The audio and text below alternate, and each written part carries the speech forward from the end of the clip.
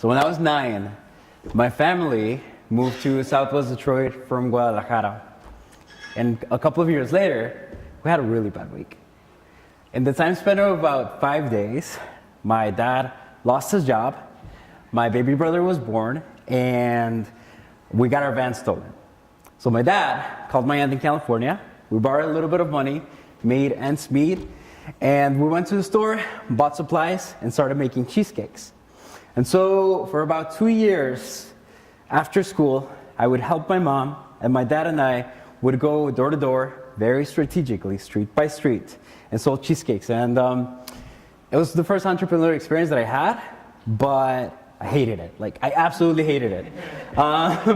Especially because what would happen is, when my classmates saw me, the next day they'd be like, "Oh, I saw you selling cheesecakes." And I just, like, it was awful. So fast forward to 2016, I started a marketing agency called Featherstone Moments. And in doing specific work for a client, I had to take a business plan class with the instructor, Monica Cáceres. And Monica's a really good friend of mine now. Back then, once the class was over, 3 of us, students and her, decided to talk about what to do with Southwest Detroit, because we felt a little nervous about the change that was happening in downtown and in Midtown and in Corktown and all the towns.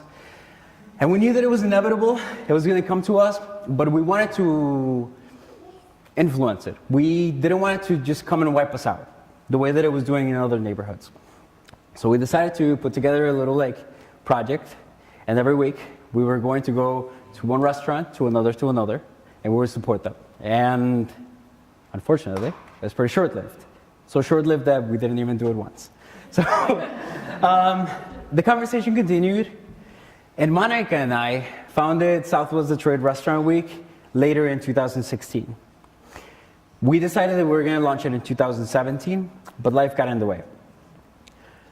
And we continued working on it. That didn't quite stop us yet. In 2018, we had already created a little network of folks that were helping us, from having different delegating tasks to thinking about sponsorships, to having like a little space at the Motor City Street Dance Academy, to thinking about branding and thinking about PR and things like that. But life once again got in the way, and so we had to just leave the project around like the middle of the year.